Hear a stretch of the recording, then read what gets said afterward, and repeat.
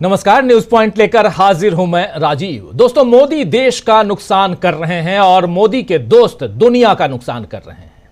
ये बात आज के शेयर मार्केट के हाल को देखकर कही जा सकती है। जैसे राहुल गांधी ने आज कहा है कि ट्रंप ने शेयर मार्केट की धज्जियां उड़ा दी। दोस्तों, आज शेयर मार्केट में 19 लाख करोड़ से ज्यादा का नुकसान हुआ है। इससे छोटे निवेशकों को कितना सदमा लगा होगा, यह बात मोदी शायद कभी नहीं समझेंगे, लेकिन राहुल गांधी यही बात लोगों को समझा रहे हैं कि कैसे मोदी देश को खत्म कर रहे हैं। वक्फ कानून इसका सबसे बड़ा और ताजा एग्जाम्पल है, उदाहरण है, जिसमें गरीब मुसलमानों के भले का दावा करते हुए वक्फ की संपत्ति को कब्जे में लेने की चालाकी की गई। इसीलिए आज बिहार में राहुल गांधी ने कहा कि Modi my experiment with lies लिखेंगे, यानी असत्य के साथ मेरे प्रयोग। आप जानते हैं कि गांधी जी ने अपनी जो आत्मकथा लिखी थी उसमें सत्य के साथ मेरे प्रयोग, उस आत्मकथा का नाम था माई एक्सपीरियंस विद ट्रूथ, लेकिन यहां पर लाइज विद लाइज यानी असत्य के साथ, झूठ के साथ मेरे प्रयोग लिखेंगे। राहुल गांधी कह रहे हैं मोदी अगर अपनी आत्मकथा लिखें तो शायद इसी पर लिखेंगे। आइए सुन लेते हैं राहुल गांधी पटना में न्याय का अधिकार सम्मेलन को संबोधित करते हुए, जहां संविधान को हाथ में लिए हुए, ये वही संविधान है जो संविधान यहां भी मेरे पास भी है, इसी संविधान को हाथ में लिए हुए राहुल गांधी अपनी बात रख रहे हैं। जरा सुनिए राहुल गांधी कह क्या रहे हैं। महात्मा गांधी की autobiography my experiments with truth, Mahatma Gandhi की autobiography my experiment with lies नहीं थी, जो शायद मोदी जी लिख पाएंगे। महात्मा गांधी की autobiography my experiments with truth, Mahatma Gandhi की autobiography my experiment with lies नहीं थी, जो शायद मोदी जी लिख पाएंगे। बात सही भी है कि मोदी लगातार झूठ यानी असत्य ही तो बोल रहे हैं। ट्रंप के मेगा यानी make America first again, MEGA, mega make America first again, इसी तर्ज पर यानी मेगा के तर्ज पर मोदी ने भी मीगा यानी मेक इंडिया ग्रेट अगेन तो कहा, लेकिन असल में मोदी भारत की महानता को खत्म करने पर तुले हैं। वक्फ संशोधन पर नया कानून इसकी मिसाल है, जिसके खिलाफ सुप्रीम कोर्ट में कई याचिकाएं दाखिल हुई हैं और अब अदालत ने कहा है कि उनकी सुनवाई होगी। लेकिन इससे पहले मणिपुर में बीजेपी नेता का घर फूंकना, जम्मू कश्मीर विधानसभा में वक्फ संशोधन कानून को फाड़ना, ये सारी घटनाएं बता रही हैं कि मोदी सरकार किस तरह संविधान के खिलाफ जाकर काम कर रही है और लोग उसे समझ भी नहीं रहे हैं। नए कानून को लेकर सुप्रीम कोर्ट में अब तक 6 याचिकाएं दाखिल हो चुकी हैं। दोस्तों, नई याचिका केरल के सुन्नी मुस्लिम संगठन केरल जमीयतुल उलेमा ने दायर की है। वहीं all India Muslim personal law board ने 11 अप्रैल से पूरे देश में विरोध प्रदर्शन करने की घोषणा की है। वैसे सरकार के खिलाफ माहौल अभी से बनने भी लगा है। लोग मोदी के काम से खुश नहीं हैं, और खुश कैसे हों, क्योंकि एक मुसीबत खत्म होती नहीं है कि दूसरी मुसीबत खड़ी हो जाती है। अब देखिए ना, आज ही पेट्रोल और डीजल, गैस सब महंगे हो गए। आज 2 रुपए पेट्रोल और डीजल की एक्साइज ड्यूटी बढ़ा दी गई और गैस की कीमत जो सिलेंडर है उसमें 50 रुपए का इजाफा कर दिया गया। यानी पेट्रोल, गैस, डीजल सब महंगा।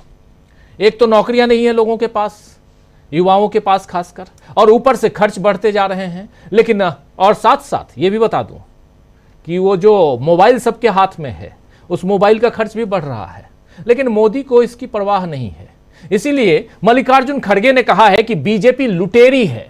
आइए जरा सुन लीजिए, देख लीजिए ट्वीट में क्या लिख रहे हैं मल्लिकार्जुन खड़गे। जरा खड़गे साहब के ट्वीट को देखिए। लिख रहे हैं खड़गे साहब, वाह मोदी जी वाह, मई 2024 के मुकाबले अंतर्राष्ट्रीय कच्चे तेल की कीमत में 41% की गिरावट आई है, पर आपकी लुटेरी सरकार ने पेट्रोल डीजल के दाम कम करने के बजाय 2 रुपए सेंट्रल एक्साइज ड्यूटी बढ़ा दी है। टैरिफ नीति पर कुंभकर्णी नींद से शेयर बाजार में छोटे बड़े निवेशकों का एक झटके में 19 लाख करोड़ स्वाहा होने से आपको चैन नहीं मिला होगा। इसीलिए आपकी सरकार जले पर नमक छिड़कने आ गई। नरेंद्र मोदी को टैग करते हुए ये बात मल्लिकार्जुन खड़गे लिख रहे हैं और कह रहे हैं, वाह मोदी जी वाह।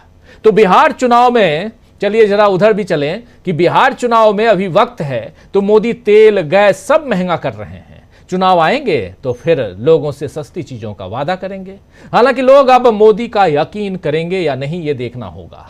राहुल गांधी आज बिहार में अपने दौरे पर मोदी से लोगों की नाराजगी को समझने और कांग्रेस के पक्ष में माहौल बनाने ही तो पहुंचे थे। नौकरी के लिए पदयात्रा, संविधान सम्मान सम्मेलन और वक्फ पर मुस्लिम नेताओं से मुलाकात, इन सब से राहुल आने वाले चुनाव का एजेंडा सेट कर रहे हैं। इधर कांग्रेस का कल से गुजरात अधिवेशन भी होने जा रहा है, जिसके जरिए अब बीजेपी के खिलाफ ताल ठोकने के लिए कांग्रेस तैयार है। वहीं आज अखिलेश यादव ने एक प्रेस कॉन्फ्रेंस कर बीजेपी के एजेंडे की सारी पोल खोल कर रख दी है। अखिलेश यादव ने कहा है कि अयोध्या हारने के बाद बीजेपी ज्यादा कम्युनल हो गई है और वो किसी भी तरह संविधान खत्म करना चाहती है, लेकिन हम ऐसा नहीं होने देंगे। आइए जरा सुन लीजिए अखिलेश यादव को। भारतीय जनता पार्टी अपनी नाकामी छिपाने के लिए बहुत सारे फैसले लेती है। अपनी हर योजना की नाकामी छिपाने के लिए कम्युनल रास्ता अपना रही है, कॉन्स्टिट्यूशन को खत्म कर रही है। भारतीय जनता पार्टी अपनी नाकामी छिपाने के लिए बहुत सारे फैसले लेती है। अपनी हर योजना की नाकामी छिपाने के लिए कम्युनल रास्ता अपना रही है, कॉन्स्टिट्यूशन को तो सुन रहे थे आप यहां अखिलेश यादव को। और बीजेपी अपनी नाकामी छिपाने के लिए कम्युनल होती जा रही है, यह बात कह रहे हैं अखिलेश यादव। संविधान पर बीजेपी ने जो तलवार लटका रखी है उसके नुकसान अब कई तरह से दिखने लगे हैं, लेकिन बीजेपी को क्या याद नहीं है कि इसी संविधान की रक्षा के नाम पर लोगों ने लोकसभा में उसकी सीटें कम की थी, 240 पे आ गई थी बीजेपी। खैर, बीजेपी अपनी गलतियों से चाहे ना सीखे, मगर कांग्रेस सीख रही है। आज राहुल गांधी ने कांग्रेस संगठन को लेकर यही कहा और कल से देखना होगा कि गुजरात अधिवेशन में कांग्रेस अब क्या बड़े फैसले लेती है और कैसे बीजेपी की हार की जमीन तैयार करती है।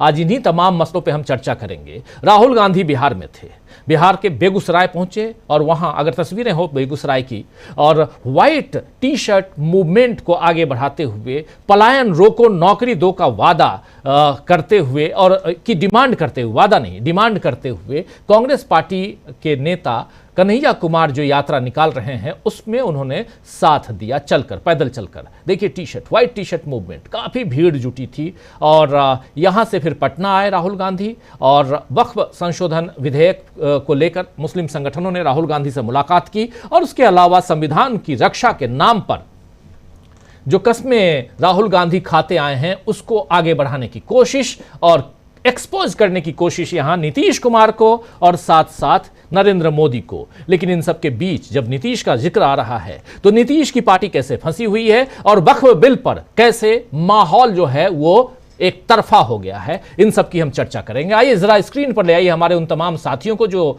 इस वक्त हमारे साथ जुड़े हुए। देखिए 4 वरिष्ठ साथी जुड़े हुए हैं। पटना से जुड़ गए हैं हमारे साथी हेमंत कुमार जी, इधर इलाहाबाद से जुड़े हुए हमारे साथी सुनील शुक्ला जी, और उधर भोपाल से जुड़े हुए हैं हमारे साथी डॉक्टर राकेश पाठक जी, और दिल्ली से जुड़े हुए हमारे साथी प्रेम कुमार जी। आप चारों का स्वागत है, इस्तकबाल है, स्वागत इस्तकबाल आप तमाम दोस्त साथी शुभचिंतक आप सबका जो अब तक जुड़ चुके हैं उनका भी, जो जुड़ने वाले हैं उनका भी। सीधे पहले आना चाहता हूं जरा जल्दी से डॉक्टर राकेश पाठक जी आपके पास। डॉक्टर साहब जरा समझूं आपसे कि राहुल गांधी एक अलग, वो देख रहे हैं आप तस्वीर, दूसरी तरफ राहुल गांधी के पास चलें, लेकिन उससे पहले वक्फ बिल को लेकर जितनी याचिकाएं सुप्रीम कोर्ट में लगाई गई, याचिकाओं को स्वीकार कर लिया गया, ये अपने आप में एक बड़ी बात मानी जानी चाहिए या नहीं? और दूसरी बात, मुस्लिम संगठनों ने, खासकर ऑल इंडिया मुस्लिम संगठन जो है, बोर्ड जो है, पर्सनल लॉ बोर्ड, उनका कहना है कि 11 तारीख को हम देश भर में इसके खिलाफ आंदोलन करेंगे। क्या यह माहौल बदलता हुआ दिखाई देता है?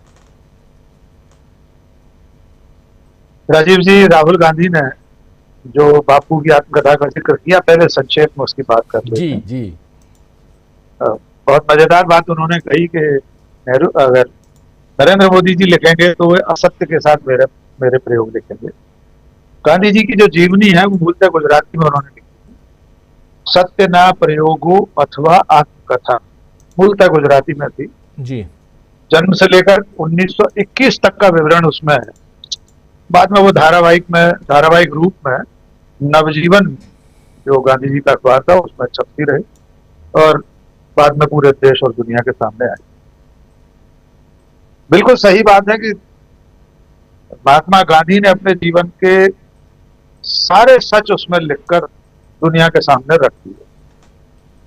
नरेंद्र मोदी लिखेंगे तो अपने जीवन के कौन कौन से ऐसे वृतांत का उसमें उल्लेख करेंगे जो सत्य की कसौटी पर खरे उतर ही नहीं सकते।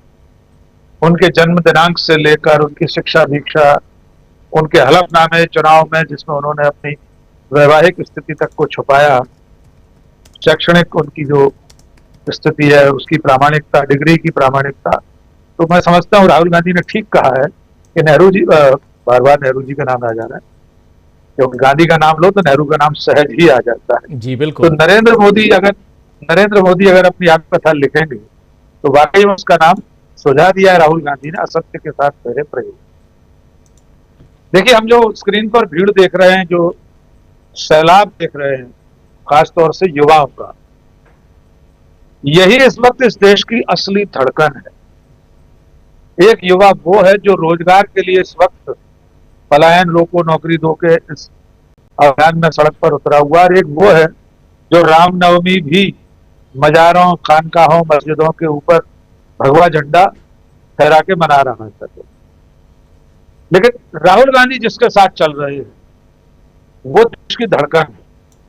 उसे रोजगार चाहिए, उसे अपना भविष्य दिखाई दे रहा है। स्वाभाविक तौर पर बिहार में चुनाव आने वाला है।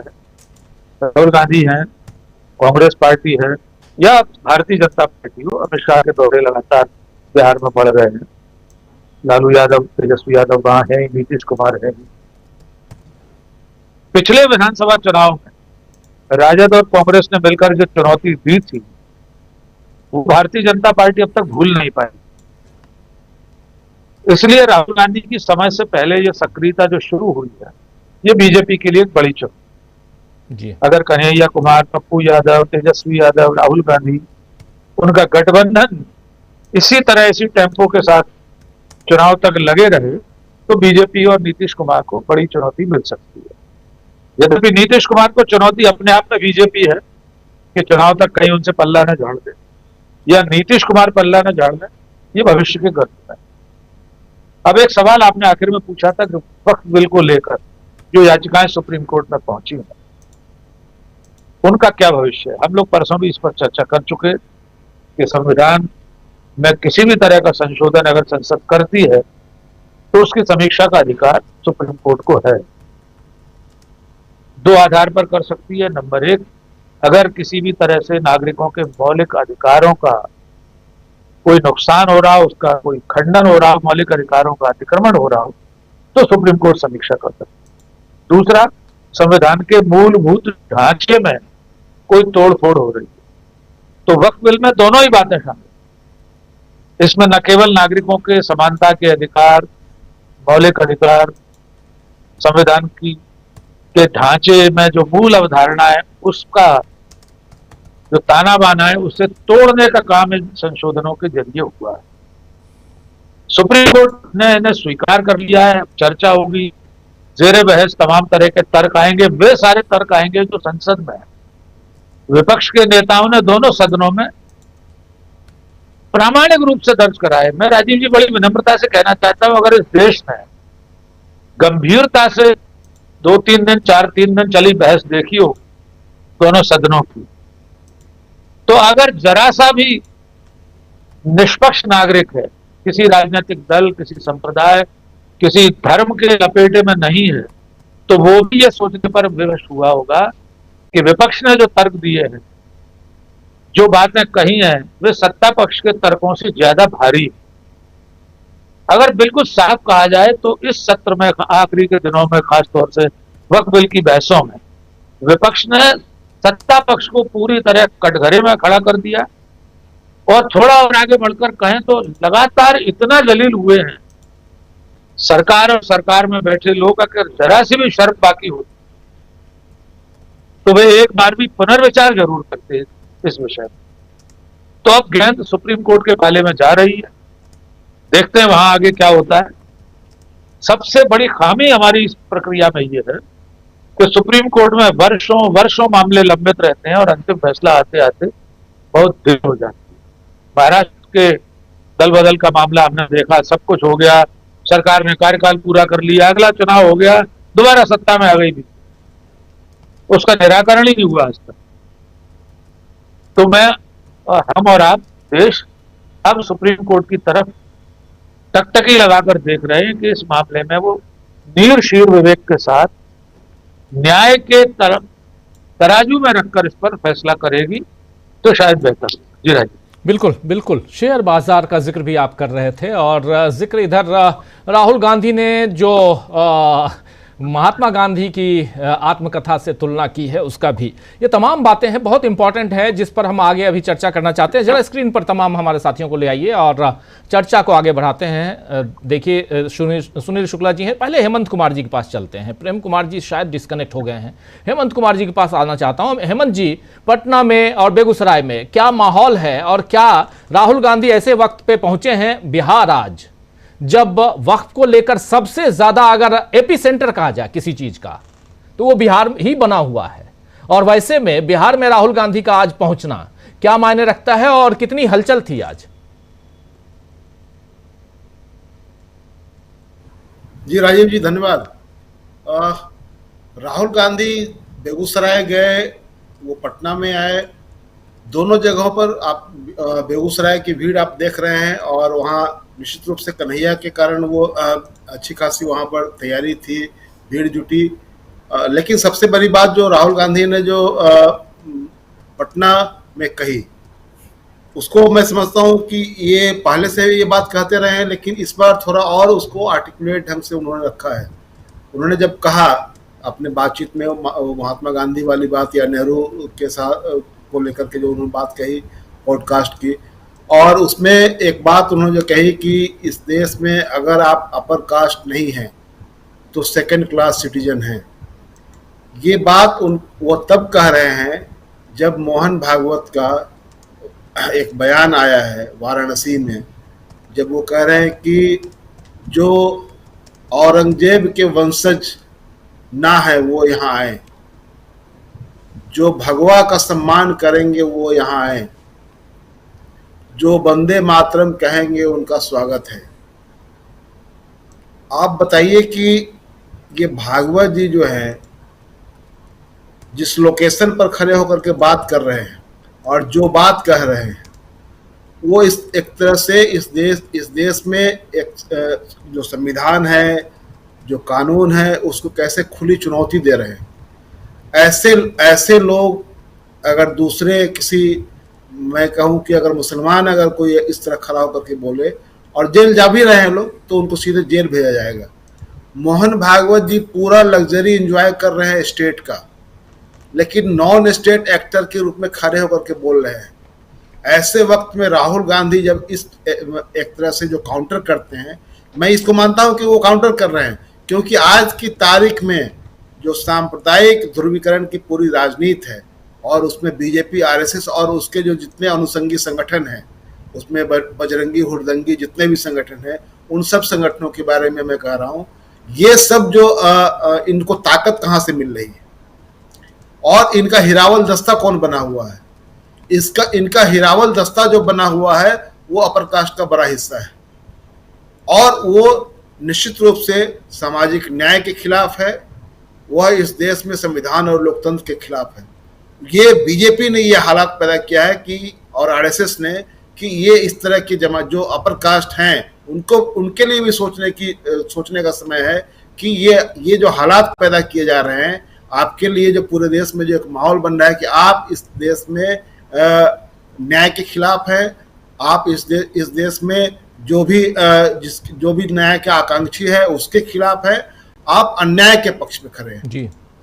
ऐसे वक्त में राहुल गांधी जब ये बात कह रहे हैं तो ये बात बहुत दूर तक जा रही है और वो आज नमक सत्याग्रह की 95वीं ये वर्षी पर यह कार्यक्रम था और खास करके जो बुद्धू नोनिया और एक उनका नाम मैं भूल रहा, कौन चौहान उनका नाम है, उनके इसको लेकर के आयोजन था उसमें, और ये अच्छी खासी भीड़ जुटी थी। और राहुल गांधी ने इस बार ईबीसी, ओबीसी, महादलित, दलित, ये इन सब इशूज को एड्रेस करते हुए ये बताया कि हमने अपने संगठन में किस तरह की तब्दीलियां की है और खास करके जो जिला कमेटियों के अध्यक्ष हैं उस स्तर पर उसमें जो तब्दीलियां की गई है वो सब, तो ये सारी चीजें ठीक है, इन चीजों पर राहुल जी बात कर रहे हैं। लेकिन अभी भी सवाल वहां अटका हुआ है कि जो आप माहौल बना रहे हैं उस माहौल को नीचे लेकर जाने के लिए, जैसे कि बेगूसराय में जो माहौल आपने देखा, वहां जो भीड़ जुटी, पटना में ये तीसरा कार्यक्रम राहुल गांधी का था, लेकिन इस पूरे एजेंडे को, सोशल जस्टिस के एजेंडे को आप नीचे तक ले जाने के लिए, नीचे तक बात करने के लिए, इसमें मुझे अभी भी साफ साफ कमी दिख रही है। एक तो कांग्रेस के मोर्चे पर, दूसरे कि जो एलाइज पार्टनर हैं उनके साथ में जो गर्मजोशी वाला रिश्ता होना चाहिए वो पूरा लैग कर रहा है, वो कहीं मुझे दिख नहीं रहा है। कल जो नए अध्यक्ष हैं वो और जो विधानसभा में पार्टी लेजिस्लेचर के जो लीडर हैं उनको, वो दोनों मिलकर के सीपीआईएमएल के, सीपीआई के और आरजेडी के लोगों से मिलने गए थे। तेजस्वी से मिले और सीपीआईएमएल के लोगों से मुलाकात उन्होंने की। उधर अल्लाह वरूक लालू जी का हाल चाल जानने के लिए गए थे। एक बॉन्डिंग की जो कमी दिख रही है, देखिए आज की तारीख में बिहार में बीजेपी बैकफुट पर है नीतीश जी को लेकर के। बीजेपी क्योंकि उसके पास पावर है, आज के पास में पैसा है और उसके पास मीडिया है, वो माहौल बनाने में उसके सामने कोई परेशानी नहीं है। लेकिन सरकार आज की तारीख में इस कदर घिरी हुई है कि विपक्ष, अगर एकजुट विपक्ष उसके खिलाफ अगर आक्रामक होता है, राजनीतिक कार्यक्रम लेकर के जाता है, तो सरकार के लिए बहुत मुश्किलें खड़ी होंगी। लेकिन वो काम नहीं हो पा रहा है। जो राहुल गांधी कर रहे हैं, चाहे महागठबंधन के साथ रहने वाले जो दल हैं, जो नेता हैं, वो अलग अलग ढंग से अपना काम कर रहे हैं, लेकिन जो एक बॉन्डिंग जो होनी चाहिए महागठबंधन के भीतर, वो बॉन्डिंग लैग कर रहा है। और ये एक सेक्शन में ये बात आ रही है कि अब कांग्रेस जो है अकेले यहाँ पर सरकार बना लेगी, तो ये अब कांग्रेस सबसे अग्रिम मोर्चे पर रहेगी, कांग्रेस ड्राइविंग सीट पर रहेगी। तो ये चलिए, उत्साह में बहुत सारी बातें कही जा रही है, लेकिन इसके भीतर आप जो एक माहौल आप बनाते हैं, उस माहौल का राजनीतिक फायदा आप कितना उठा पाएंगे, उसको लेकर के जनता के भीतर में कितनी गोलबंदी कर पाएंगे, ये एक बड़ी चुनौती है। क्योंकि इसके बिना आपको चुनाव जीतना आपके लिए कठिन होगा। तो ऐसी स्थिति में, क्योंकि अगर आप इन चीजों पर ध्यान देंगे, खास करके महागठबंधन के भीतर में एक तरह से कोऑर्डिनेशन और राजनीतिक मुद्दों को लेकर के बड़ा आंदोलन, सब सोशल जस्टिस का जो एजेंडा है आप उस पर बातचीत कर रहे हैं, लेकिन सोशल जस्टिस के एजेंडे पर आंदोलन भी होना चाहिए। मुझे लगता है कि ये समय की मांग है, और इसको जब तक आप पूरा नहीं करेंगे तो कहीं ना कहीं से आपका पूरा कैंपेन है वो नीचे तक नहीं जा पाएगा। मुझे तो ये दिख रहा है जी। जी बिल्कुल बिल्कुल, आप सही कह रहे हैं, कम से कम नीचे। और यहाँ एक तरफ वक्फ बिल, दूसरी तरफ राहुल गांधी की बिहार यात्रा, और तीसरी तरफ कल से कांग्रेस पार्टी की का महाधिवेशन, वो भी गुजरात में। और इन सब के बीच राहुल गांधी सीधा अटैक कर रहे हैं, एक तरफ नरेंद्र मोदी पर और दूसरी तरफ डोनाल्ड ट्रंप पे भी। एक देश को खत्म कर रहा, बर्बाद कर रहे हैं कह रहे हैं, और दूसरे जो हैं वो दुनिया को। जरा आना चाहता हूं प्रेम कुमार जी, आप सुन पा रहे हैं? आप जी सुन पा रहे हैं, आवाज आ रही है? जी जी, प्रेम कुमार जी, आपकी प्रतिक्रिया, आपका विश्लेषण इस पे बहुत इंपॉर्टेंट है कि राहुल गांधी जो सीधा अटैक नरेंद्र मोदी पर आज कर रहे थे, उसके क्या और उसमें भी गांधी जी से, गांधी जी की किताब आत्मकथा, उससे सत्य की जगह असत्य लिखेंगे नरेंद्र मोदी, यानी झूठ। सत्य के साथ मेरे प्रयोग, गांधी जी की आत्मकथा अथवा मेरी आत्मकथा, ये किताब उन्होंने पहले, जैसे बताया डॉक्टर राकेश पाठक जी ने, कि किताब सबसे पहले उन्होंने गुजराती में लिखी, फिर उसका ट्रांसलेशन हुआ, हिंदी अंग्रेज़ी तमाम भाषाओं में ट्रांसलेशन हुआ, और सबसे ज़्यादा इस किताब को आज भी इसकी बिक्री होती है, आज भी ये किताब प्रासंगिक है। लेकिन जब महात्मा गांधी की तो बात अलग, लेकिन जब नरेंद्र मोदी की बात आती है तो झूठ परोसते हैं। और सीधा अटैक करने का मतलब क्या है आज की तारीख में राहुल गांधी का? शुक्रिया राजीव जी। देखिए, सत्य के साथ प्रयोग, जो महात्मा गांधी जी का उदाहरण राहुल गांधी ने रखा, और उनके समांतर जो उन्होंने लाइज शब्द का इस्तेमाल किया, हम लोग भी असत्य बोलने से बचें, क्योंकि वो झूठ के साथ प्रयोग की तुलना कर रहे हैं। मोदी जी के झूठ के साथ प्रयोग वो लिख सकते, क्योंकि असत झूठ फर्क बस ध्यान दिलाने के लिए मैं कह रहा हूं। तो मोदी जी ने जितने झूठ जनता के साथ बोले हैं, देश के इतिहास में इतना झूठ किसी ने नहीं बोला है। हाँ, डोनाल्ड ट्रंप ने अमेरिका में जो रिकॉर्ड बनाया है वो विश्व स्तरीय है झूठ बोलने का। वहां की मीडिया तो उसको एक तरह से टाइमलाइन पे रखती है, तो वहां डोनाल्ड ट्रंप का झूठ सामने आता है। हमारे देश की मीडिया बहुत उदार है मोदी जी के, उनके झूठ का कोई टाइम आते हैं। उनको कितनी गालियां पड़ी ये नरेंद्र मोदी स्वयं टाइमलाइन बताते हैं, पड़ी कि 92 पड़ी। लेकिन झूठ का जो सिलसिला है देश, आप बड़ी बड़ी मोटी मोटी बातें लें तो सबका साथ सबका विकास, इससे बड़ा झूठा नारा कुछ नहीं हो सकता।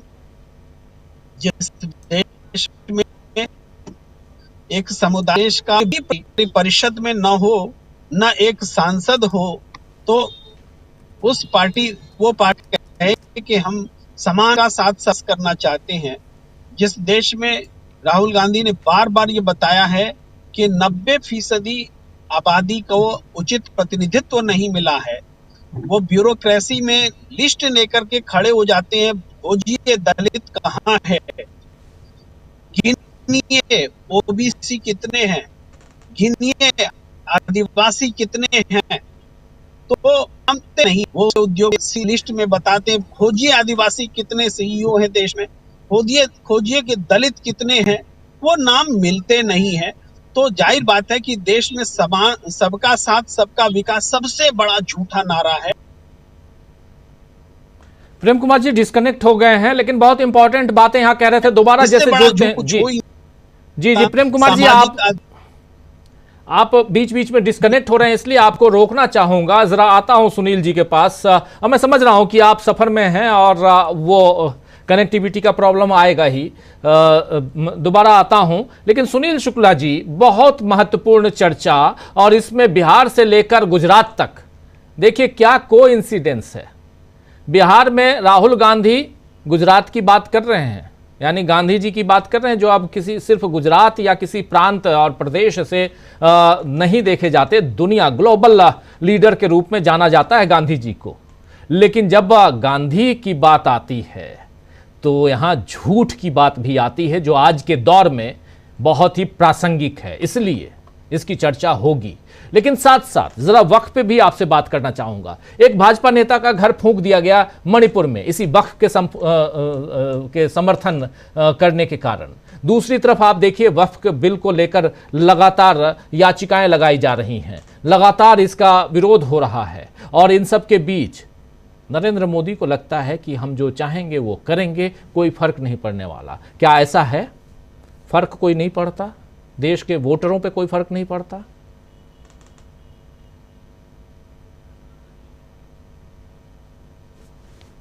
आवाज पूरी घटना है जो भारतीय जी ठीक है जो भारतीय जनता पार्टी के नेता का घर फूंका गया है। इस तरह की घटनाएं अगर होंगी तो वह भारतीय जनता पार्टी उसको कैश कराएगी, वह यही चाहती है।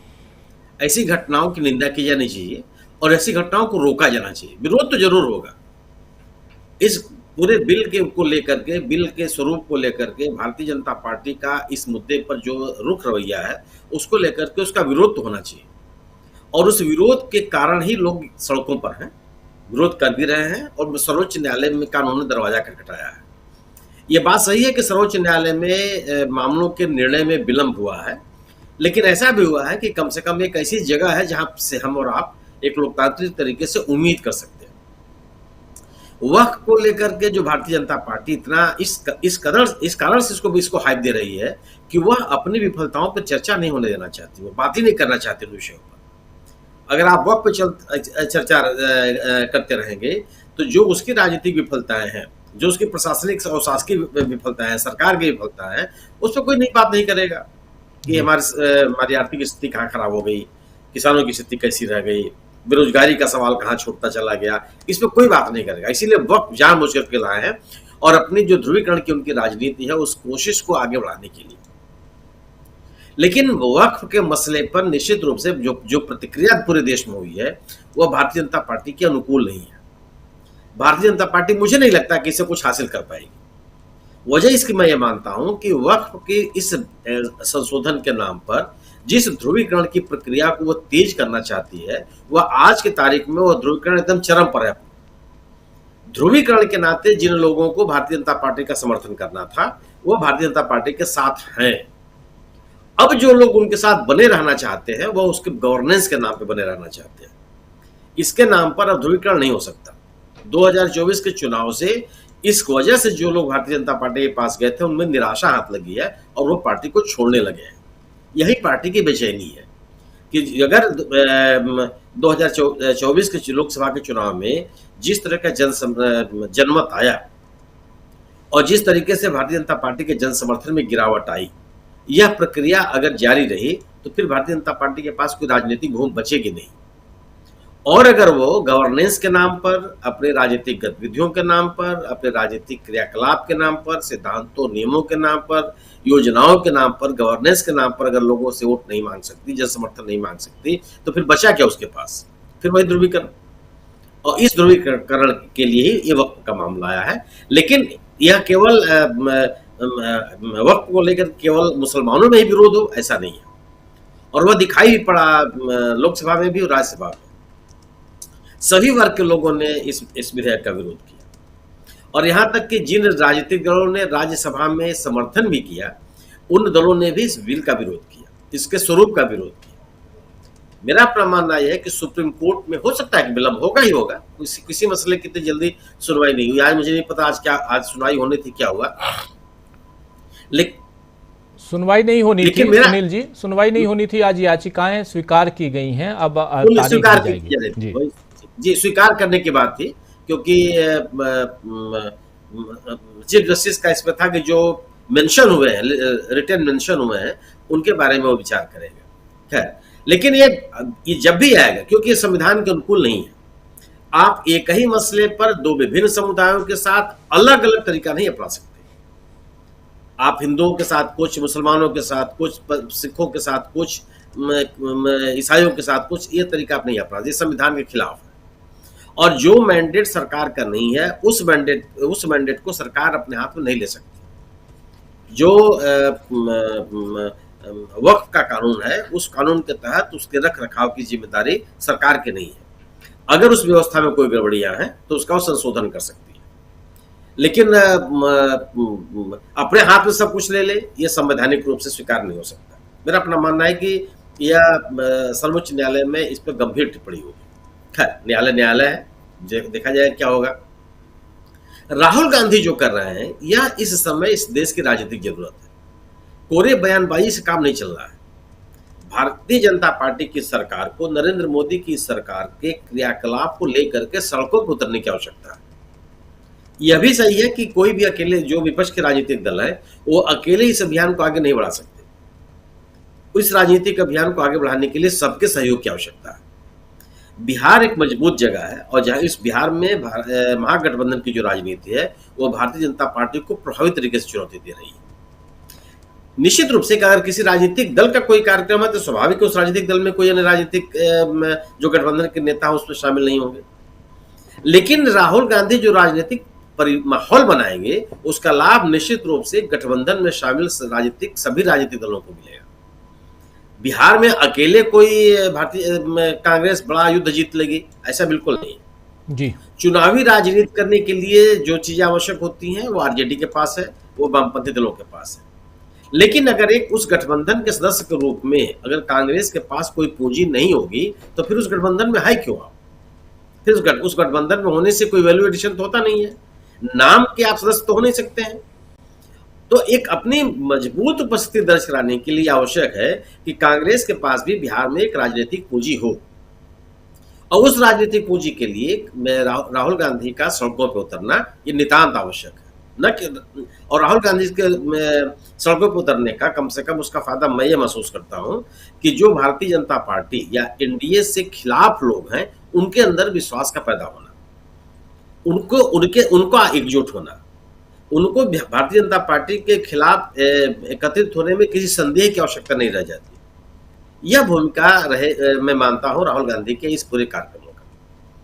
और जिस तरीके का जन समर्थन, सही है बेगूसराय कन्हैया कुमार का अपना गृह जनपद है, पिछला चुनाव भी वो यहाँ से लड़ चुके हैं, लेकिन पटना में और बेगूसराय दोनों जगह पे जिस तरीके का जन समर्थन राहुल गांधी को मिला है वह निश्चित रूप से उत्साह बढ़ाता है। ये सही है कि अगर इस पूरे के पूरे कार्यक्रम में गठबंधन के अन्य सदस्य भी होते तो इसका असर और ज्यादा होता, लेकिन राहुल गांधी का अकेले का होना मैं इसको असरहीन नहीं मानता। मेरा अपना मानना है कि एक बहुत ही स्वागत योग्य कदम है, और राहुल गांधी का सड़क पे आने से, लोगों के बीच में जाने से, उनसे संवाद कायम करने से, अपनी बात को खुल करके लोगों के बीच में कहने से कम महागठबंधन के राजनीतिक आधार को मजबूत करता है। यह माहौल नहीं, यह राजनीतिक जो परसेप्शन नहीं बनना चाहिए कि महागठबंधन से अलग कांग्रेस का कोई ये कार्यक्रम है, या कांग्रेस महागठबंधन से अलग कोई अपनी राजनीतिक ताकत जुटा रही है। वह राजनीतिक राहुल गांधी ने अपनी पूरी भारत जोड़ो यात्रा की, उसे क्या कोई कांग्रेस को सीधे फायदा मिला? स्वाभाविक सी बात है कि जहां जो विरोध विपक्षी दल प्रभावित है सबको फायदा मिला उसका। राहुल गांधी की भूमिका एक राजनीतिक माहौल बनाने की है, एक राजनीतिक विमर्श बनाने की है, एक परसेप्शन बनाने की है, एक नैरेटिव बनाने की है। यह बताने की जरूरत है कि लोगों के मन में मोदी सरकार के खिलाफ, एनडीए सरकार के खिलाफ, नीतीश सरकार के खिलाफ एक तरह का जनाक्रोश है। उस जनाक्रोश की अभिव्यक्ति राहुल गांधी की यह पदयात्रा है। और अगर इसकी अभिव्यक्ति नहीं होगी, राजनीतिक रूप से राजनीतिक कार्यक्रमों के माध्यम से अगर इसकी अभिव्यक्ति नहीं होगी, तो जो राजनीतिक लक्ष्य आप हासिल करना चाहते हैं, मुझे नहीं लगता कि उसको आप प्राप्त कर सकते हैं। वह अहमदाबाद में, आपने कहा अहमदाबाद में या गुजरात में कांग्रेस का अधिवेशन, हमारे ख्याल से कांग्रेस के इतिहास में तीसरा मौका होगा जब कांग्रेस वहां अधिवेशन कर रही है, और संभवतः आजादी के बाद का पहला। उस कांग्रेस का वहां पे इस तरह का अभियान है जिसके बारे में कहा जा रहा है कि गुजरात में कोई उसका संगठन या कोई उसकी आधारभूमि बची नहीं है। भारतीय जनता पार्टी यह नैरेटिव बना रही है।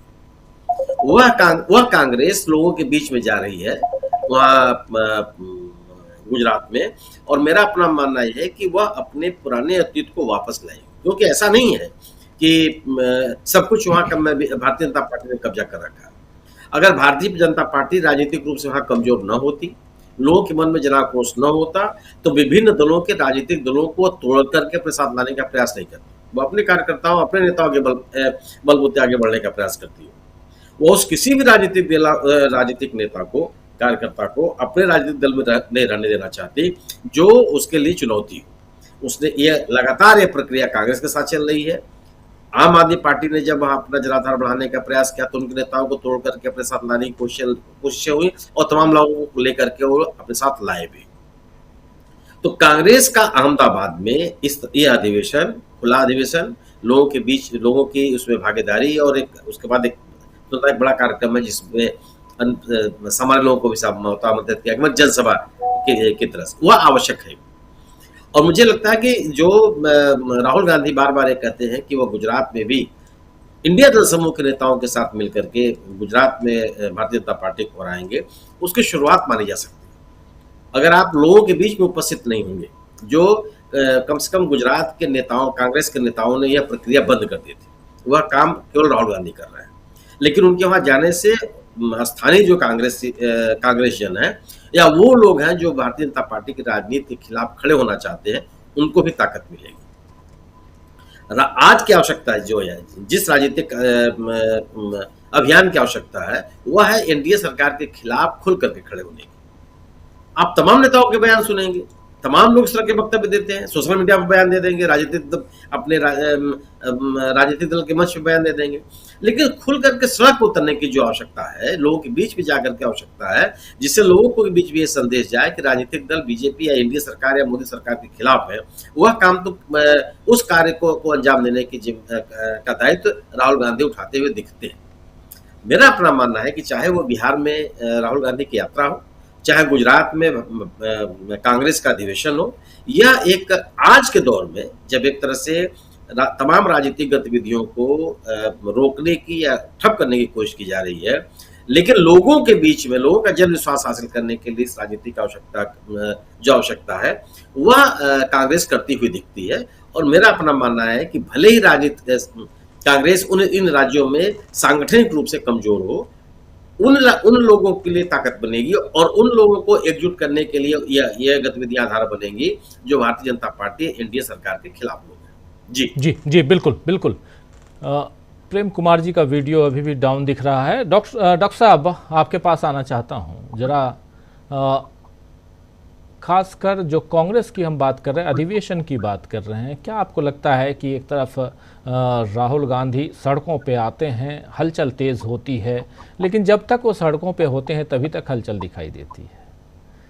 कांग्रेस के दूसरे नेता और जिस ढंग से राहुल गांधी की गतिविधियां जो रहती हैं उसको मल्टीप्लाई करना चाहिए, वो नहीं दिखाई देता है। क्या ऐसे में विपक्ष उस मजबूती, क्योंकि आज के दौर में बहुत एक्टिव, बहुत अग्रेसिव होने की ज़रूरत है राजनीति में। सियासत अब पुराने वाली नहीं रह गई कि झोला उठाइए और चल दीजिए, वो सियासत नहीं है। ना ही पत्रकारिता वैसी रह गई है। आप देख रहे हैं पत्रकारिता भी आजकल टाई कोट, अब मैं भी टाई कोट में बैठा हुआ हूँ, ये पत्रकारिता हो गई है। पत्रकारिता वो नहीं है कि झोला पीछे या पाजामा कुर्ता पहने हुए, झोला उठाए हुए, कंधे पे एक झोला टांगे हुए और उस झोले में कुछ अखबार रखे हुए आप निकल गए। वो पत्रकारिता का दौर तो खत्म हो गया है। वैसे ही वो दौर राजनीति का भी खत्म हो गया है, जहां जी सुनील शुक्ला जी कुछ जोड़ रहे हैं। जी सुनील जी। नहीं, राजीव जी, मैं आपसे असहमत हूं। आज जरूरत है टाई कोट पहन करके भी लगातार बोलते रहने की आवश्यकता है। लोग चुप हैं। जी जी। आपका पास झोला हो या न हो, उस झोले में अखबार हो या न हो, आप हवाई चप्पल से घूम रहे हो या न घूम रहे हो, किसी भी तरह से कम हुकूमत के खिलाफ खड़े हो। बिल्कुल। इसके खिलाफ लगातार एक तरह का नैरेटिव बनाने की और लोगों की जो दुश्वारियां उसे बोलते रहने की जरूरत है। यह काम जरूर बंद, और ये इसका बंद होना ज्यादा चिंता का विषय है। कोई कोट पहन ले, चाहे वो सदरी पहन ले।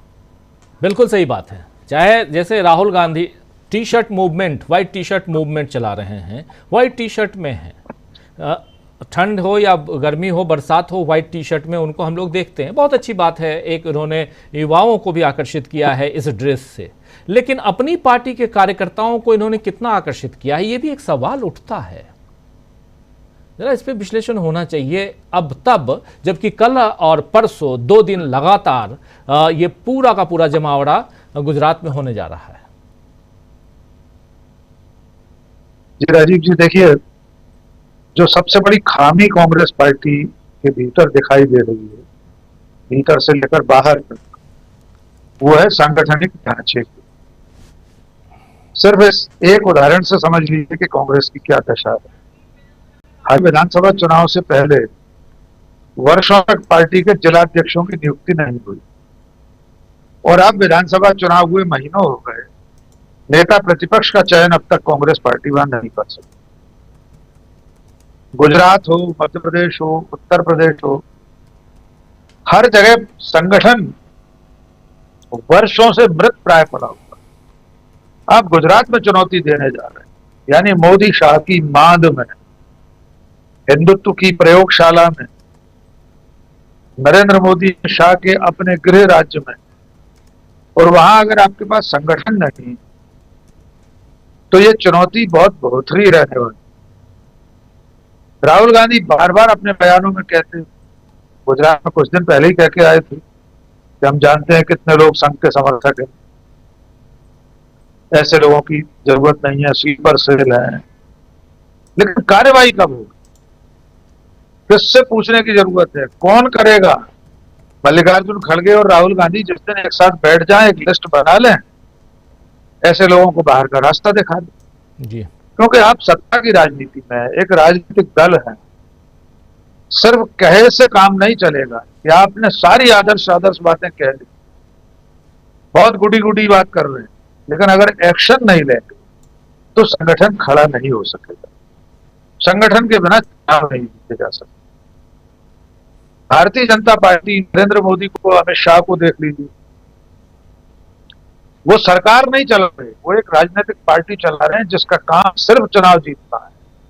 चुनावी मशीनरी है सर भारतीय जनता पार्टी, उसके भीतर बाहर और कोई दूसरा काम होता ही नहीं। एक चुनाव खत्म हुआ, दूसरे चुनाव के लिए मशीन का स्विच ऑन कर दिया गया।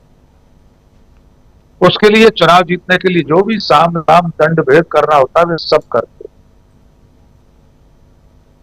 तो राहुल गांधी को, कांग्रेस पार्टी को सड़क पर उतरने के साथ साथ पार्टी के भीतर जो गतिरोध है, जो जड़ता है, उसे तोड़ना पड़ेगा। सचमुच में राहुल गांधी को, मल्लिकार्जुन खड़गे को, उन लोगों को चिन्हित करना पड़ेगा जिन्हें वे मानते हैं कि संघ के स्लीपर सेल है, जिनके लिए वे कह रहे हैं कि छोड़कर चले जाएं, तो उन्हें निकाल क्यों नहीं। सड़क पर उतरना एक राजनीतिक दल की सबसे पहली ड्यूटी है, वो राहुल गांधी निभा। अक्सर कहा जाता है, जो मध्यम वर्गीय खाए अगाए लोग पूछते विपक्ष है कहां देश में, कांग्रेस पार्टी क्या कर रही है, राहुल गांधी क्या कर रहे हैं। क्योंकि मुख्यधारा का मीडिया, भोंपू मीडिया उस तरह से चीजों को नहीं दिखाता और बताता, इसलिए देश को मालूम ही नहीं पड़ता कि राहुल गांधी सड़कों पर कितना संघर्ष कर रहे हैं। भारत जोड़ो यात्रा देख लीजिए, दोनों भारतीयों,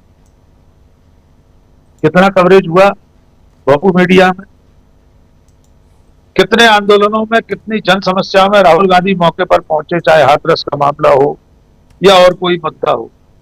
जनता के बीच अलग अलग वर्गों के लोगों से बात करने किस तरह चले जाते हैं। अभी रिटेलर से बात करने गाड़ी से उतरे, ऑटो रिक्शा में बैठकर गए। कितने लोगों ने दिखाया, कितने लोग सचमुच इस देश के जान पाए। इसके बावजूद राहुल गांधी और कांग्रेस पार्टी अपना काम कर रहे हैं। अब जनता के जिम्मे भी तो कुछ है। जो जनता 10-5 रुपए पेट्रोल की कीमतें बढ़ने, 50 पैसे बढ़ने पर, एलपीजी की कीमतें 1 रुपए 2 रुपए बढ़ने पर सड़कों पर उतर आती थी। राजीव जी, आज की तारीख में पेट्रोल डीजल पर 2-2 रुपए और घरेलू गैस पर 50 रुपए बढ़ा दी। कोई प्रतिक्रिया दिखाई दी देश की जनता? स्मृति ईरानी गैस सिलेंडर सड़क पर रखकर प्रदर्शन करती जी। आज कोई सवाल नहीं पूछता। आज हरदीप पुरी कोई और को तर्क दे रहे हैं कीमतों के बढ़ने को लेकर, जबकि अंतर्राष्ट्रीय बाजार में क्रूड ऑयल की कीमतें सबसे निचले स्तर पर। टैरिफ को लेकर क्या हाल बना दिया हमारे देश का।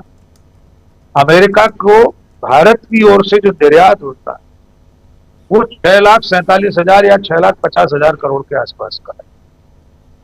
23% टैरिफ लगते ही आज अकेले एक दिन में 19 लाख करोड़ रुपए का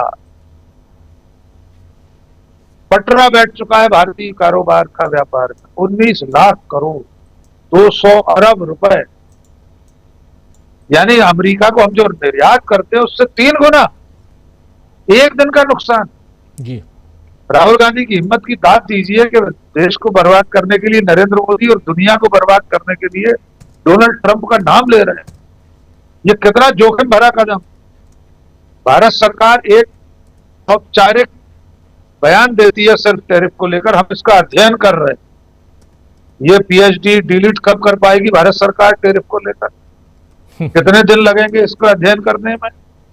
वो रिसर्च पर तैयार हो रहा है क्या? चीन, कनाडा, तमाम सारे छोटे बड़े देश इतनी देर अध्ययन तो नहीं कर रहे। उन्होंने बयान दे दिया कि आप इतना लगाओगे, हम भी उतना ही टैरिफ लगाएं। चीन ने मुंहतोड़ जवाब दे दिया। कई और देश है, उन्होंने भी जवाब दिया। हमारे यहाँ भी रिसर्च चल रहा है, उस पर अध्ययन चल रहा है। तो मैं समझता हूं कि इस देश में इस समय जो हालात बेहद चिंताजनक है। मीडिया की भूमिका चिंताजनक है। आपने बिल्कुल सही कहा, पत्रकारिता वैसी नहीं रह गई है। मैं सुनील जी की बात से तो हम टाई पहने, जैकेट पहने, नेहरू कट जैकेट पहने या दुपट्टा गले में डालकर बात करें, लेकिन हम आवाज उठा रहे हैं। हम उन लोगों में शामिल हैं जो ये मानते हैं पत्रकारिता आज भी सत्ता का स्थायी प्रतिपक्ष है। कल राहुल गांधी प्रधानमंत्री बन जाए, कांग्रेस और यूपीए की सरकार बन जाए, हम फिर सवाल पूछेंगे। बिल्कुल। अगर तब टैरिफ ऐसे लगाएगा डोनाल्ड ट्रंप, तब भी डील पूछेंगे सरकार क्या कर रही। तो मुझे ऐसा लगता है कि राहुल गांधी की सक्रियता, गुजरात का चुनाव, गुजरात में संगठन का अधिवेशन होना, ये सारी चीजें बीजेपी के लिए चुनौती बनती जा रही हैं। और कांग्रेस और राहुल गांधी की पहली परीक्षा बिहार के चुनाव में हो जाने वाली है। और अगर आप एक राजनीतिक दल के रूप में हैं, आप एक पॉलिटिकल पार्टी हैं, आप एक पॉलिटिकल लीडर हैं, तो सिर्फ फिलोसफी, सिर्फ दार्शनिकता बखानने से काम नहीं चलेगा। सत्ता की लड़ाई आपको लड़ना पड़ेगी। आप सत्ता में आए तभी वो सामाजिक बदलाव कर पाएंगे जो आप करना चाहते हो। इसलिए राहुल गांधी के सामने भी बड़ी चुनौती है राजीव। लगातार की असफलताएं उनके खाते में है। हरियाणा, मध्य प्रदेश, छत्तीसगढ़, राजस्थान, कर्नाटक, हिमाचल की जीतों को छोड़ दें तो लगातार की हार के बाद उनको चुनाव तो जीतना ही पड़ेगा, कैसे भी करके, कितना भी सड़क पर पसीना बहाए। इन व्हाइट टी शर्ट वालों से वोट डलवाने पड़ेंगे तो खुद को साबित कर पाएंगे राहुल जी। राजीव बिल्कुल, प्रेम कुमार जी आ गए हैं हमारे साथ। अब बिल्कुल कार से निकल के घर पहुंच चुके हैं। प्रेम कुमार जी, ज़रा आपके पास ही आना चाहता हूं, आपको सुनना चाह रहे थे उस वक्त हम। बहुत कुछ आप बोलना भी बताना भी चाह रहे थे, पटना से लेकर उधर गुजरात तक, यानी और बहुत इम्पॉर्टेंट डे है आज का, और आज ही नहीं बल्कि कल और परसों और भी महत्वपूर्ण रहने वाला है। लेकिन इन सब के बीच देखिए, एक तरफ शेयर मार्केट 19 लाख करोड़ रुपए हो या 20 लाख करोड़ या 1 लाख हो या 1 रुपये हो, अगर किसी की गलती से अगर वो डूबता है, या ये सोच के कि चलो हमको अपनी तिजोरी भरनी है और आप डूबें तो डूबे, उससे क्या फ़र्क पड़ता है। तो एक तरफ ये दिख रहा है ट्रंप का ट्रैफिक वार जो टैरिफ वार जो है वो, और दूसरी तरफ नरेंद्र मोदी का काम तो राहुल गांधी एक्सपोज कर ही रहे हैं। मुस्लिम संगठनों ने भी उसको एक्सपोज करने का काम शुरू कर दिया है। आपको लगता है क्या कि वक्फ बिल का हश्र वही होगा जो किसान आंदोलन का हुआ था? पहला सवाल। दूसरा सवाल, राहुल गांधी जो बात कह रहे हैं उसमें कितना दम? राहुल गांधी का एक ट्वीट जरा दिखा देता हूं आपके पास आऊं तो। अभी चूंकि 2 रुपये एक्साइज ड्यूटी बढ़ा दी गई है, गैस सिलेंडर बढ़ा दिया गया। राहुल गांधी लिख रहे हैं, आखिरकार मोदी जी ने दिया टैरिफ्स का करारा जवाब। टैरिफ्स यानी अमेरिका ने जो टैरिफ लगाया उसका, पेट्रोल डीजल पर टैक्स और गैस सिलेंडर का दाम और बढ़ा दिया। महंगाई से त्रस्त जनता को सरकारी लूट का एक और तोहफा पकड़ा दिया। ये बात कह रहे हैं राहुल गांधी। जरा ये अभी का ट्वीट है, बहुत महत्वपूर्ण है और लगातार ये बातें बढ़ेंगी। प्रेम कुमार जी, आपकी प्रतिक्रिया? जी, कई बार हम लोग देखते हैं कि एक व्यक्ति एक को चांटा मारता है तो बगल वाला दूसरे को चांटा मारता है, फिर तीसरे को मारता है। उसी किस्म से ये समझिए कि डोनाल्ड ट्रंप का चांटा जो है प्रधानमंत्री नरेंद्र मोदी जी ने देश की जनता की ओर बढ़ा दिया है। और शेयर बाजार से जो कुछ भी हो रहा है वो जो निश्चित रूप से इंटरनेशनल कारण है इसके, लेकिन राष्ट्रीय स्तर पर भी राहुल गांधी ने एक्सपोज किया था जब लोकसभा चुनाव के नतीजे आने वाले थे। उस समय कैसे निवेश करने की बात की जा रही थी, अमित शाह और नरेंद्र मोदी किस तरीके से गलत प्रोजेक्शन जो है किया गया रिजल्ट का, उस पर कमाया गया, आपको वो जो एग्जिट पोल होता है उस पर कमाया गया, यानी शेयर बाजार से कमाई का भी एक, और डुबाने का, किसी को फायदा पहुंचाना और जनता को डुबाना, ये दोनों काम एक साथ हुआ। ये भी दिया है जिसको सट्टेबाजी बोलते हैं। मैं इशारा भर कर रहा हूं, मैं एक महीने में नहीं जा रहा हूं, वो भी हुआ है। हम ये देख रहे हैं। जिससे बिहार से हम बात करें, चूंकि राहुल गांधी बिहार में आज 2 महत्वपूर्ण इवेंट में जुड़े रहे, एक बेगूसराय में व्हाइट टी शर्ट मूवमेंट और दूसरा संविधान सम्मेलन। दोनों का बहुत ज्यादा महत्व है और मैं डॉक्टर राकेश पाठक जी की उस चिंता से थोड़ी सी बात को बढ़ाता हूं जिसमें उन्होंने कहा कि व्हाइट टी शर्ट पहने हुए लोगों को वोट में कन्वर्ट करना जरूरी है कांग्रेस के लिए। देखिए, ये चिंता क्या है? कांग्रेस पार्टी वहां जिन जिन जगहों पर सक्रिय है, इसको थोड़ा सा समझने की जरूरत है कि लालू प्रसाद जी जब सत्ता में थे तो उनकी वो क्या थे उस समय, कैसे वो सत्ता में थे तो उनके साथ रमई राम जैसे नेता थे, उनके साथ रघुवंश प्रसाद सिंह जैसे नेता थे, वो स्वयं यादव के बड़े नेता थे और सभी धर्मों के नेता थे। तो लेकिन जब ये समन्वय जो है सवर्ण और दलित और पिछड़े का जो कॉम्बिनेशन है, जिसको लालू प्रसाद जी ने बनाया था, जब इस कॉम्बिनेशन से वो दूर हुए और नई राजनीति आई, नीतीश कुमार ने भी एक राजनीति शुरू की, तो उसको झटका लगा। वापस से फिर वो सामाजिक समीकरण आरजेडी नहीं हासिल कर सका, नहीं बना सका।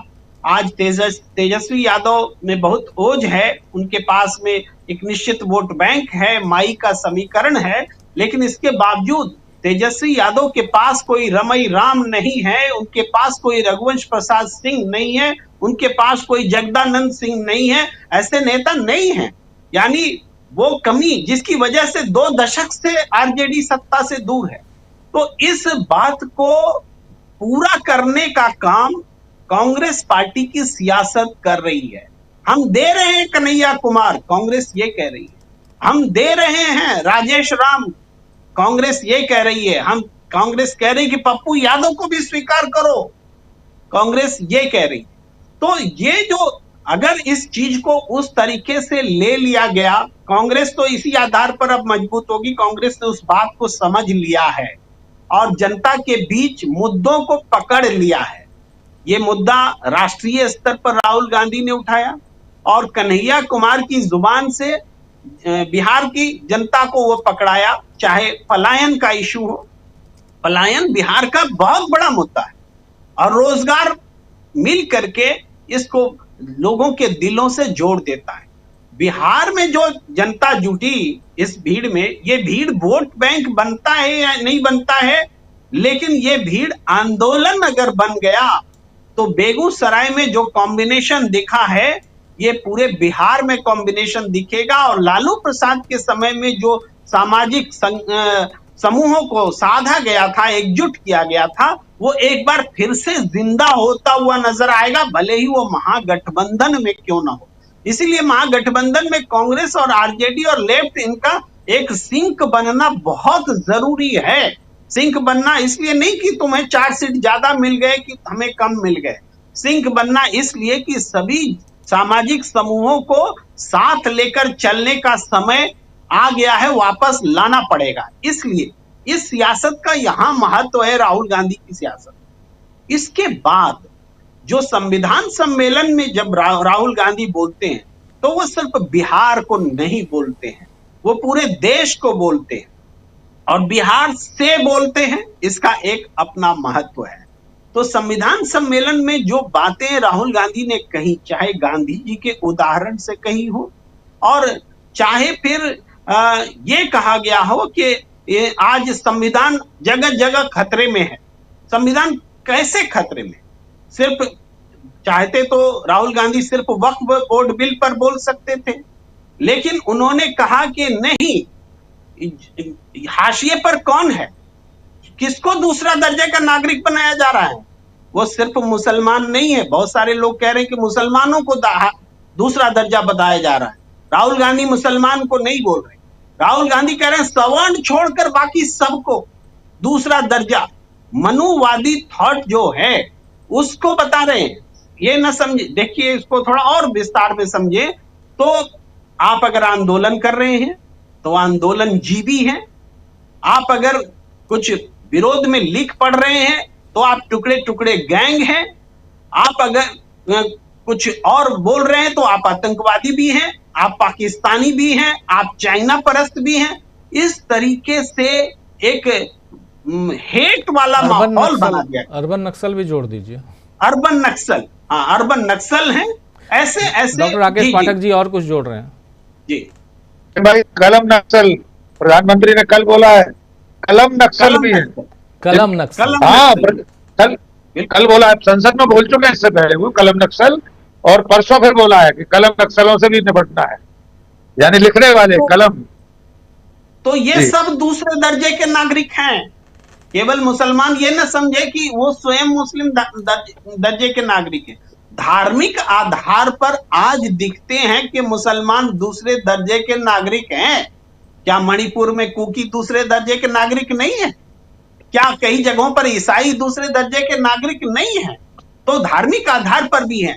लेकिन चूंकि मुसलमान का मुद्दा विमर्श में है, वक्फ बोर्ड बड़ा मुद्दा है, तो वहां पर बात करना चाहती है। और आज की राजनीति अब ये इस बात को बताती है कि संविधान खतरे में है तो सिर्फ मुस्लिम के हिसाब से नहीं, हर उस व्यक्ति के हिसाब से जो संविधान को बचाना चाहता है, जो सामाजिक समरसता को बनाए रखना चाहता है, जो लोकतांत्रिक ढांचे को बचाए रखना चाहता है, जो सांप्रदायिकता का जो विरोधी है।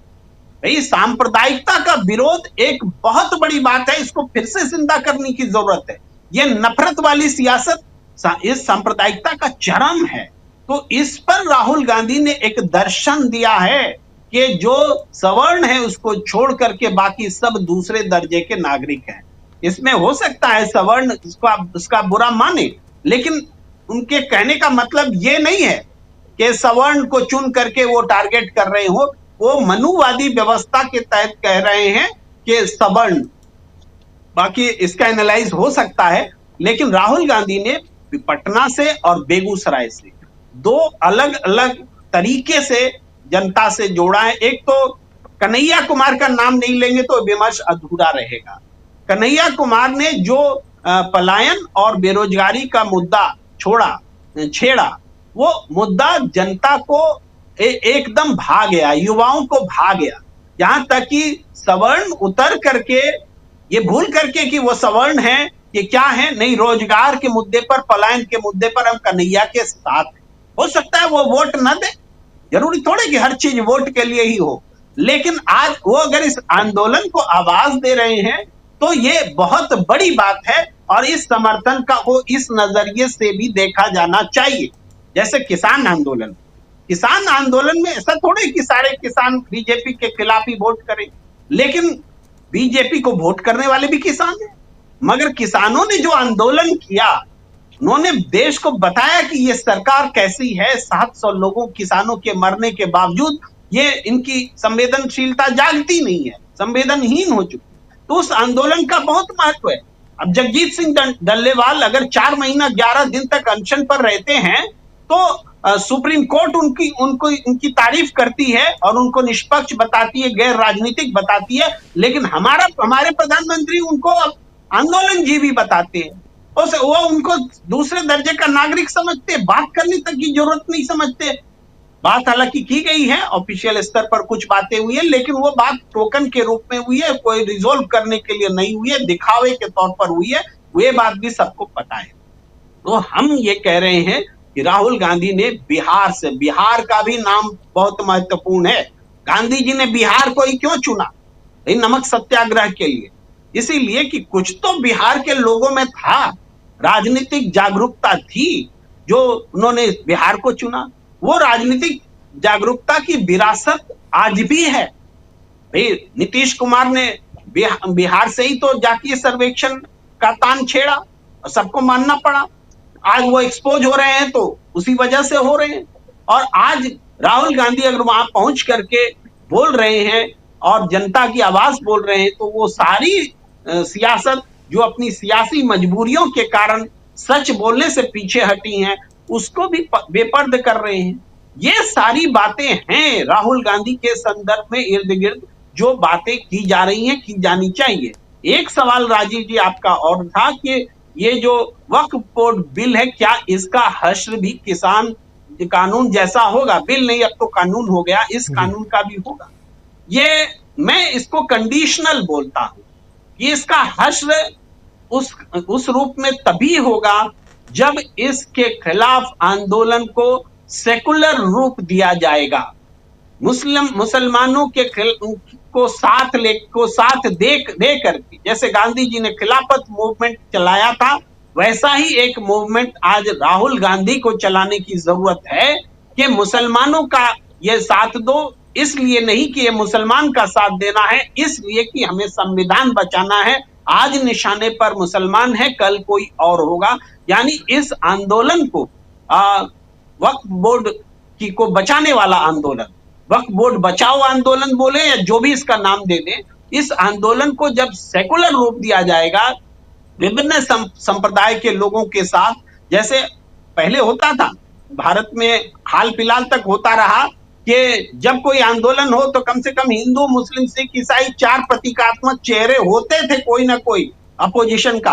अब वो गुजरे जमाने की बात हो गई है, लेकिन उसको जिंदा करना पड़ेगा। हर आंदोलन में आपको 4 चेहरे चाहिए मिनिमम, जो कि सभी संप्रदायों का प्रतिनिधित्व कर रहा, उस परंपरा को भी जिंदा करना होगा, तभी आंदोलन सेकुलर होगा। और सेकुलर आंदोलन ही वक्फ बोर्ड बिल का जो कानून है, इस वक्फ बोर्ड का जो कानून है, इस कानून को वापस लेने के लिए वैसे ही बाध्य कर सकता है जैसे किसान आंदोलन में किया। किसान आंदोलन में राजनीतिक लोग नहीं थे, ये बात सही है, लेकिन किसान आंदोलन सेकुलर था, इससे कोई इनकार नहीं कर सकता। अगर आंदोलन सेकुलर रहेगा तो सरकार को झुकना पड़ेगा, वरना वो सांप्रदायिकरण करने में वो उस रास्ते से बच निकलेंगे। यही जवाब है आपके इस प्रश्न का। जी जी बिल्कुल। हेमंत जी, एक बार फिर क्या चल रहा है आखिर बिहार में चुनाव को लेकर? अगर कहें तो वक्फ बिल जो अब कानून बन चुका है, इसके बाद कितना बदलते हुए बिहार को देख रहे हैं आप सियासी तौर पर? राजीव जी, जो बिहार में वक्फ बिल को लेकर के हुआ है वो सबसे बड़ा ये है कि बीजेपी ने, मोदी जी ने, अमित शाह जी ने नीतीश जी का और उनके साथ जो एलाइज हैं उन लोगों के पैरों के नीचे से जमीन खींच ली है। अब वो पूरी तरह से उनके ऊपर आश्रित हो गए हैं और उन्होंने अपने आप को नत्थी भी कर लिया हुआ है। और सबसे बड़ा नुकसान अगर किसी का हुआ है तो वो नीतीश जी का हुआ है। नीतीश जी तब अपने आप में कोई वो रह नहीं गए हैं, लेकिन जो कुछ उनकी जो पार्टी है या जो उनका प्रतीकात्मक जो ये है, जो अहमियत उनकी है, वो सब भी अब गुजरे जमाने की बात होती जा रही है, क्योंकि काफी आक्रोश है इसको लेकर के।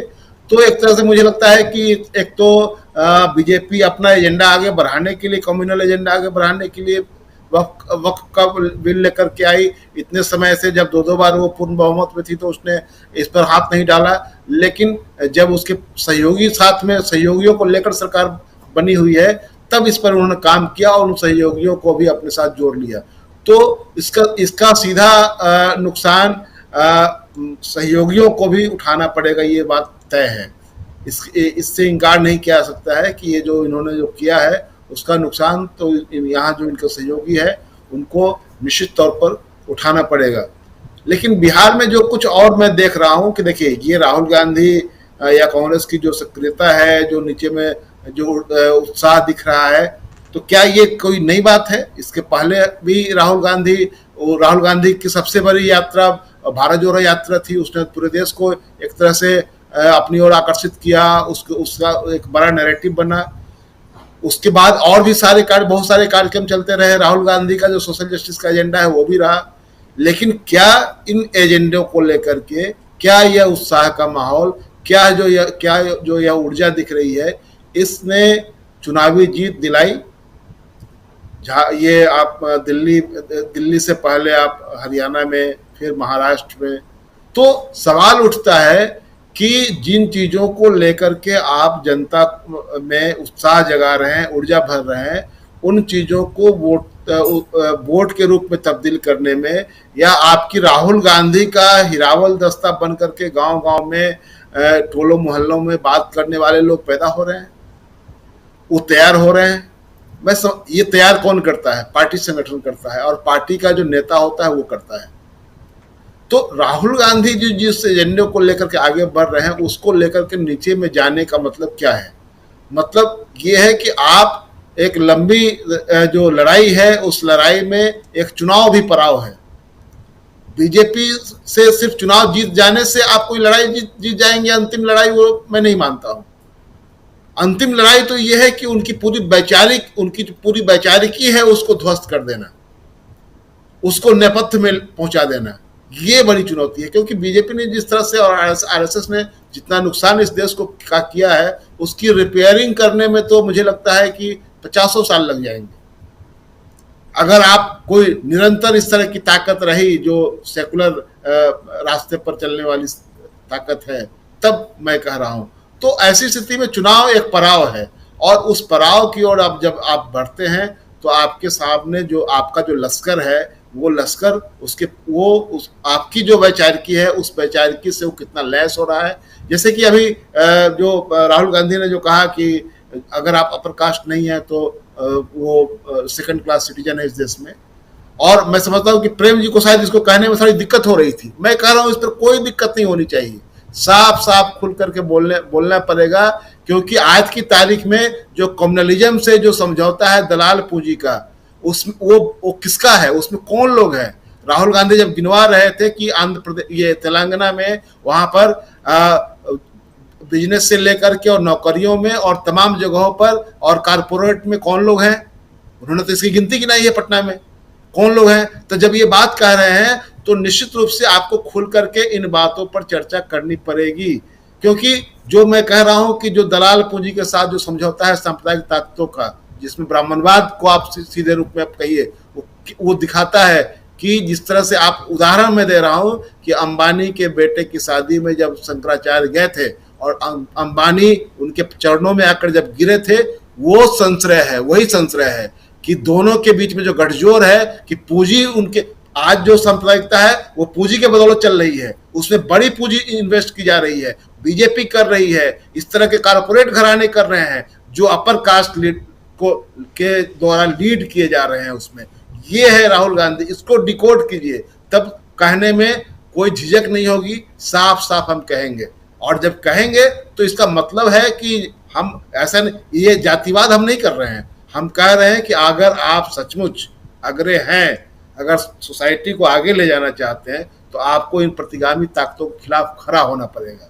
अगर नहीं खड़ा होते हैं, उसके साथ बहते हैं, उसके एजेंडे को पंप करते हैं पैसा, तो आप पर सवाल खड़ा होगा। राहुल गांधी बिल्कुल बहुत वाजिब जगह वो चोट कर रहे हैं, लेकिन इसको नीचे तक ले जाने के लिए जरूरी है कि आपके पास उस तरह का ढांचा होना चाहिए। जो राहुल, हम तो जानते हैं, आप नहीं जानते होंगे, मैं पटना में बैठा हूँ, बिहार में हूँ, आपने इन्होंने जो तब्दीलियां की है उसमें तो 100 खामी मैं निकाल दूंगा इनके जो, लेकिन मैं उस पर अभी बात, क्योंकि वो अभी इस बात करने का जगह नहीं है, ये उस पर अलग बात हो सकती है। आपने ऐसे ऐसे लोगों को छोड़ा है जो कि जिनके सीने में पूरा भरा हुआ है कमल, दूसरा कुछ भी नहीं है उसमें, ऐसे लोग छूट गए। मैंने कहा एक जगह चर्चा में कि क्या यह कोई चूक है या बदलाव में कोई बेईमानी है, दो ही चीज हो सकती है।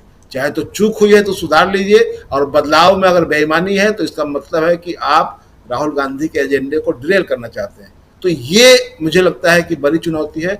माहौल जो है सरकार, इस सरकार को कौन पसंद कर रहा है, इसके खिलाफ आप बताइए कि जिस तरह के तलवार भाले जो आप सप्लाई किए जा रहे हैं, आप महाभारत और रामायण से नीचे कहीं नहीं देखे हुए, किसी आम जीवन में उस तरह का तलवार भाला और फरसा कोई नहीं देखता है। ये सब कौन पैसा लगा रहा है इसमें, कौन इसको बंटवा रहा है चारों तरफ, और रामनवमी में खड़े होकर के जुलूस, ये अड्डा लगा करके गाली देना और उसके बाद किसी मस्जिद पर चढ़ जाना, ये पैसे का खेल है, इसमें बहुत बड़ा खेल है। और राहुल गांधी मैं समझता हूँ कि इसको वो समझ रहे हैं, इस लोगों को जो बता रहे हैं वो निश्चित रूप से इसी दिशा में ले जाना चाहते हैं। लेकिन अब ये है कि चुनौती है कि उनकी पार्टी कितना ले जा सकती है, जो एलाइज पार्टनर है वो कितना इस पर काम करेंगे। एक बॉन्डिंग की जरूरत है, और मुझे लगता है कि ये बॉन्डिंग ही इनको जिता पाएगी बिहार में, अगर आप बहुत ही एकताबद्ध होकर के और ये सोच करके कि इनको उखाड़ फेंकना है सत्ता से, ये जज्बा होना चाहिए। वरना हम बड़े हो रहे हैं, हम बट वृक्ष हैं, हमारे नीचे आप आ जाइए, हमारे छाया में रहिए, हमारे साया में रहिए। ये जो अगर किसी, क्योंकि अभी बहुत सारी चीजें आ रही है कि कांग्रेस को अकेले लड़ना चाहिए, तो कांग्रेस ये अब समय आ गया है, राहुल गांधी अब चाहे तो बिहार में पूरा कांग्रेस की सरकार बन जाएगी। इस तरह के तमाम तरह की बातें कांग्रेस के भीतर के लोग कर रहे हैं, और जो बीजेपी का जो सेल है वो इसको हवा दे रहा है बहुत बढ़िया से। तो इसको समझने की जरूरत है।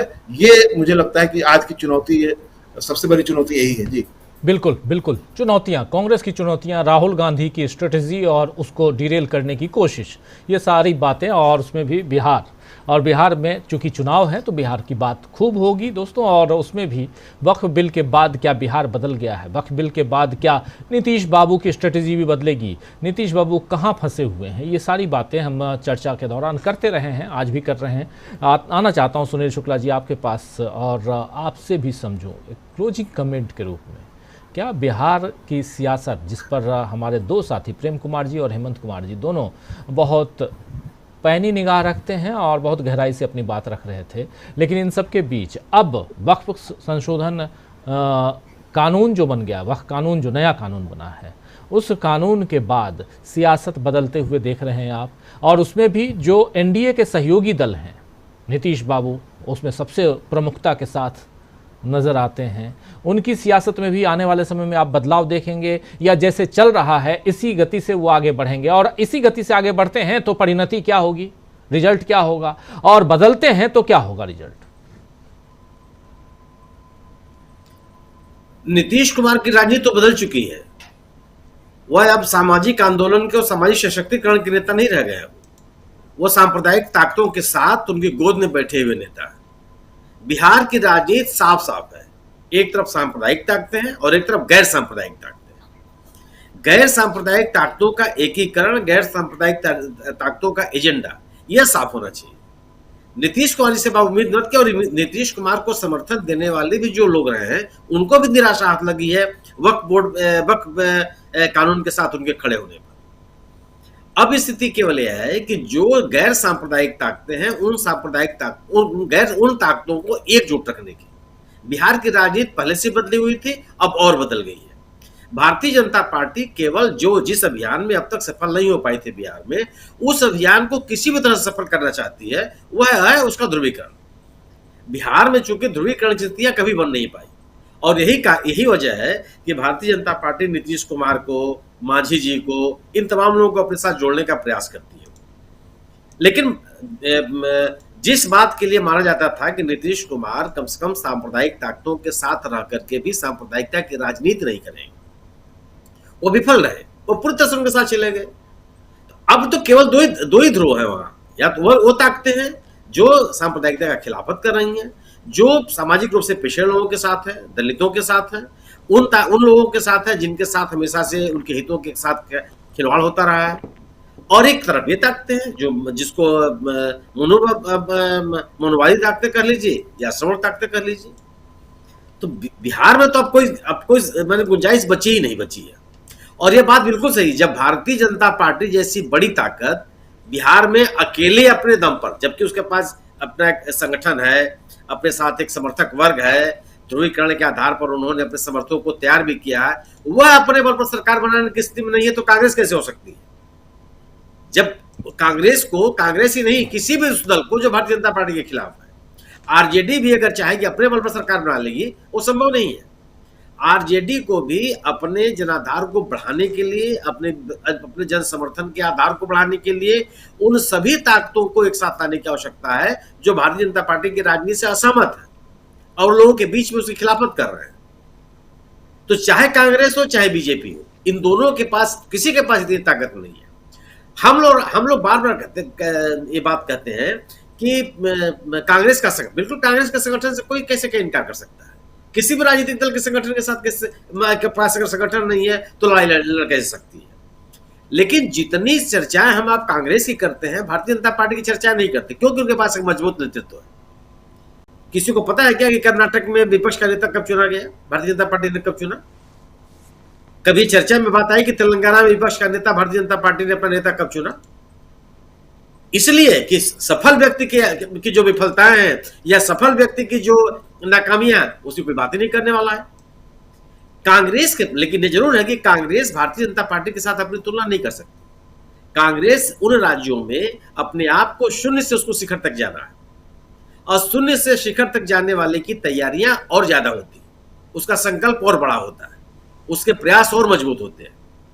राहुल गांधी का जो अभियान है बिहार में या बिहार सहित अन्य राज्यों में, निश्चित रूप से अगर आपके पास वो बर्तन नहीं है जिसमें आप अपनी चीजों को इकट्ठा कर लें, तो आपके द्वारा तैयार किया गया पूरा का पूरा माहौल आगे पक्ष में नहीं जा सकता। चुनावी राजनीति में तो आपको सफल होना ही पड़ेगा, और चुनावी राजनीति में सफल होने के लिए आवश्यक है कि आपके पास संगठन हो।